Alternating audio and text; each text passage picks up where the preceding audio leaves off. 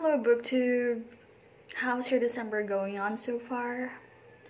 We're already halfway through the month and it's going good, I hope.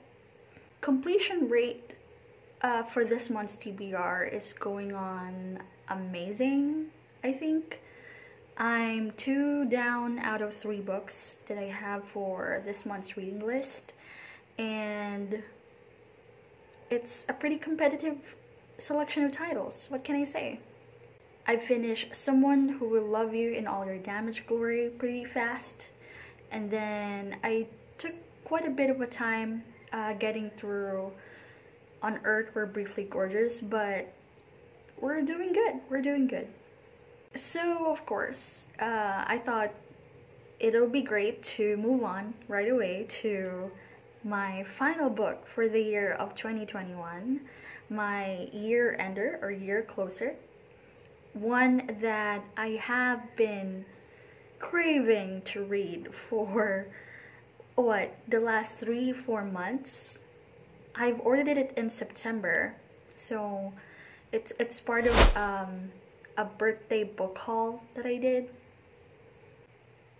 Actually, you know what? A correction on that. I've been wanting to read this for so many years. I have had a very long time love affair with this author because I first read him in college. It all started with having read the Sandman graphic novels and having read 3, 4, 5 of his works now. I know that this is a writer that definitely wouldn't let me down, so I'm reading A View from the Cheap Seats from Neil Gaiman.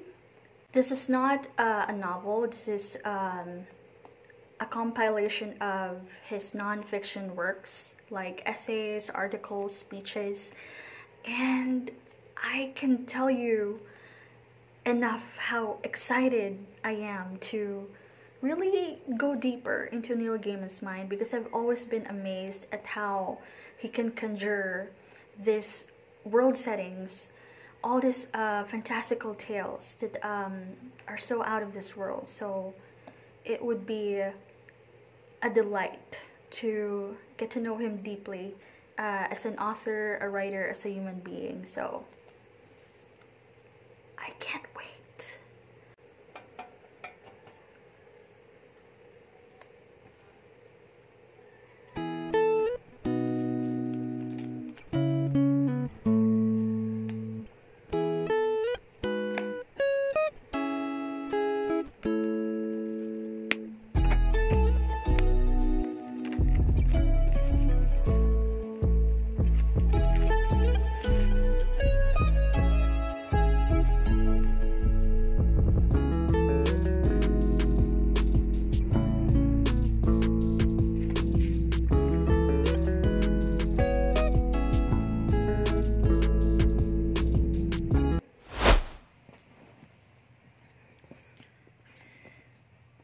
The best books are always the hardest ones to talk about, aren't they? So I'm on page 98 of The View from the Cheap Seats, and let me tell you, just on the first 2 or 3 pages alone, I already felt like tearing up. Like, he wasn't even talking about anything tragic or melodramatic or heartbreaking. Neil Gaiman was just talking about how his love for books started so early on in his childhood, and how his passion for reading has always been his starting point as a storyteller. And just, I don't know, I cried because I just felt so understood. And it's just so lovely, because every essay, every article, every speech, excerpt, every introduction to something or someone that I have read so far in this first 98 pages, all simultaneously feels like, I know, you're sitting in an auditorium listening to a riveting lecture that you're so interested and invested in, and at the same time also feels like talking to a friend, someone who gets you and your hunger for books, and how you consider libraries as your safe havens. How you would always think of stories and authors, and just how important all of these are to you. He puts into words so much of what I've been through, what I used to feel, and things that I still feel right now. Particularly, I resonate a lot on those parts where he talked about how he used to save up all his pocket money in order to go to thrift stores and buy and scavenge for books, and also the parts where he used to be so happy and excited over book fairs that come to their schools, or books that he can borrow from friends. And most deliciously, he presents a lot of new insight and trivia that I would now always fondly remember. It's enlightening and comforting altogether. I'm so amazed and fascinated and just so excited for the rest of this book.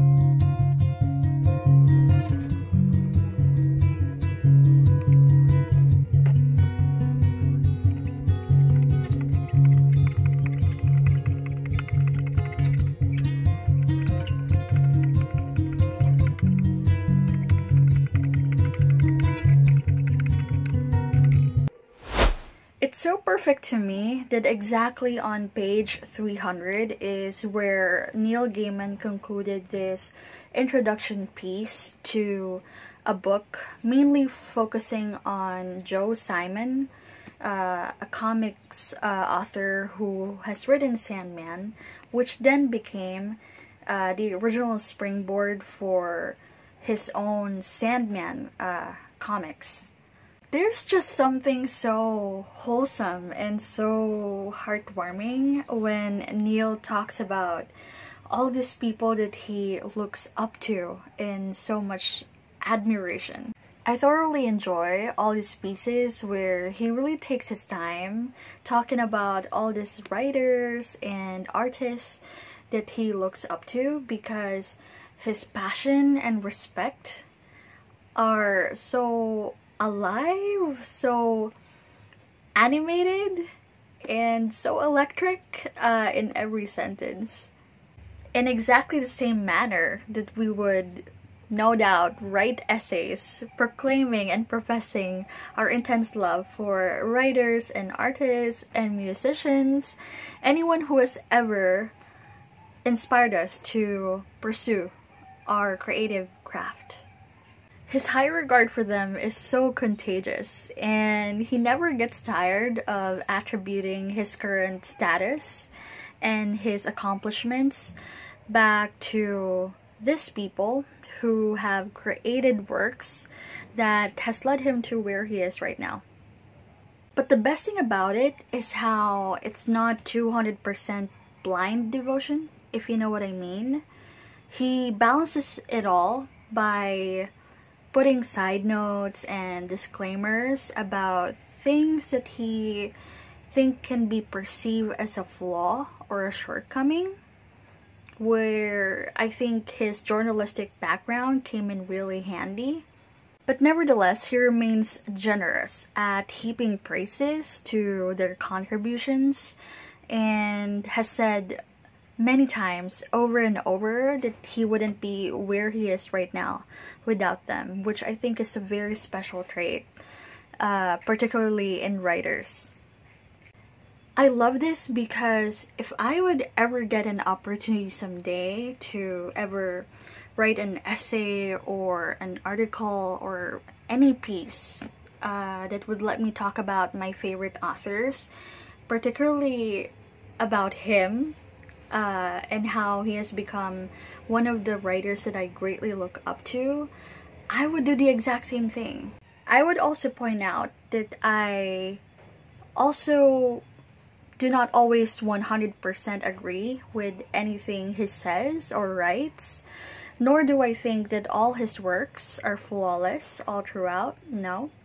And I would also tell the world how he has massively enriched my insights on all things macabre and mysterious and magical.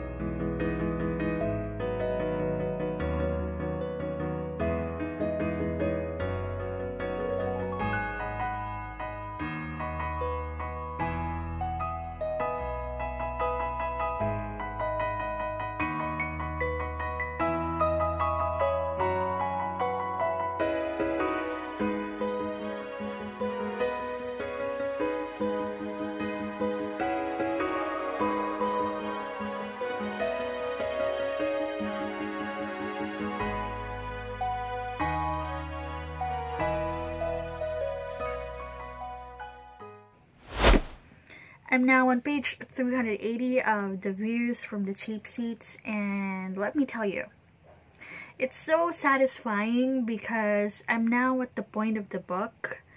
I'm now on the chapter where I'm finally reading what I'm most craving to read about. I mean, don't get me wrong, I'm definitely up for anything that Neil Gaiman would like to discuss. This, after all, is a discussion of all things that inspires him, things that he admires, and things that he loves.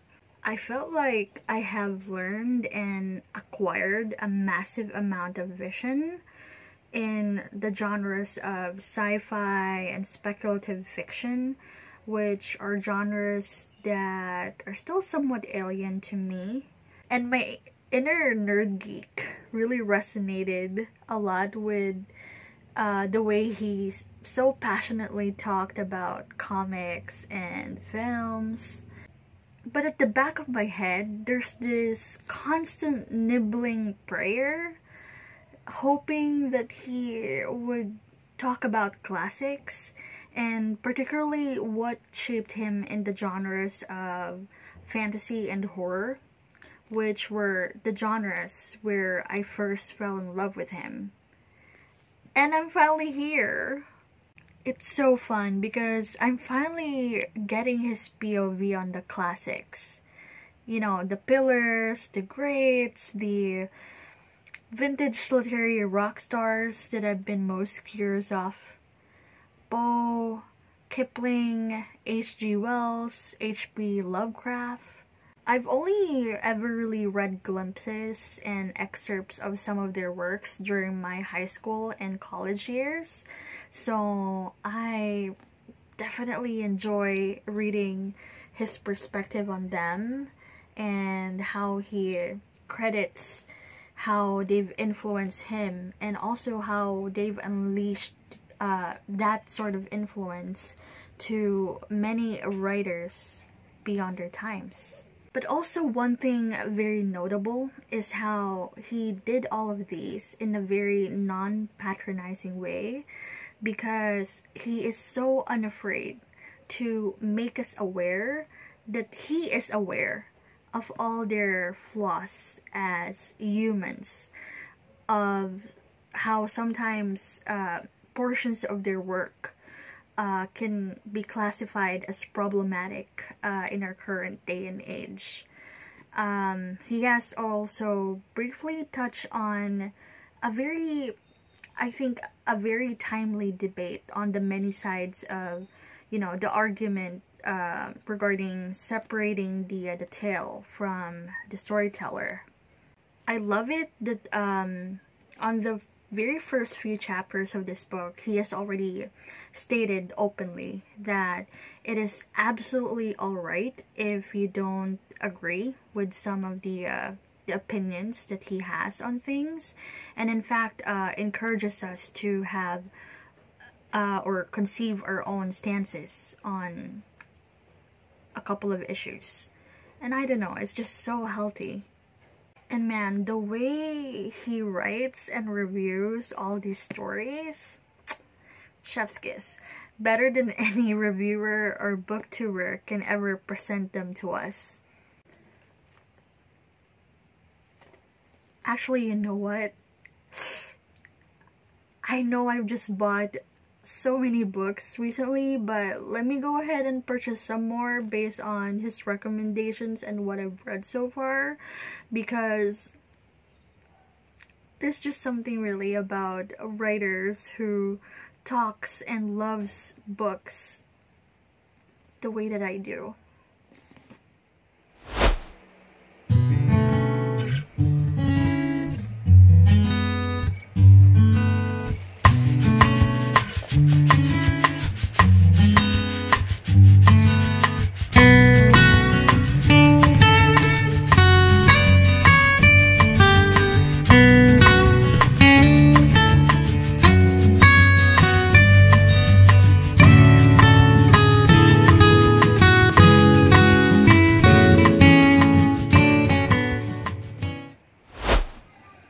It's exactly December 24th, and I've already finished The View from the Cheap Seats by Neil Gaiman.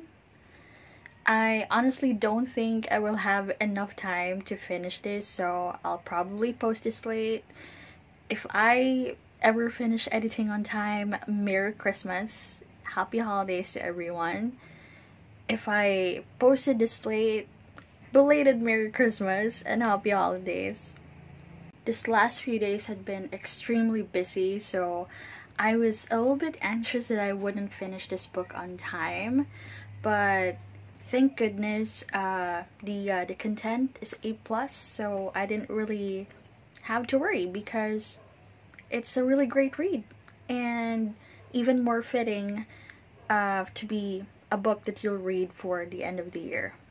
Particularly, the last couple of chapters really hit me so hard because this is what I came in for, to be inspired and motivated, and just to really see the view from another writer's standpoint. So in here he talked about making good art in a commencement speech. Really fantastic speech. That's very necessary to everyone who's aspiring to pursue a creative pursuit. And then the final chapter, the view from the cheap seat. And you know what? It's not the view from the cheap seats at all. It's a priceless invitation to a writer's most intimate, most private thoughts. Something that is so rare and extraordinary, especially for a writer of his caliber and status. This might sound terribly presumptuous, and I may not be eligible to speak in behalf of writers in general, but I strongly believe that it takes a lot of guts and takes a lot of courage and permission for a writer to really allow the readers inside the most private spaces inside his head for memories that are private to him. And that's what Neil Gaiman has given. What a gift to cherish. I couldn't end the year with a more perfect book. I'm so glad and grateful that I saved it up for the end of the year, because this contained insights and words that I would certainly need for the upcoming year. Let me go ahead and read the ending of the Make Good Art speech that he delivered, because I feel like this is something that would resonate with a lot of people, if not everyone. So be wise, because the world needs more wisdom. And if you cannot be wise, pretend to be someone who is wise, and then just behave like they would. And now go and make interesting mistakes. Make amazing mistakes. Make glorious and fantastic mistakes. Break rules. Leave the world more interesting for your being here. Make good art.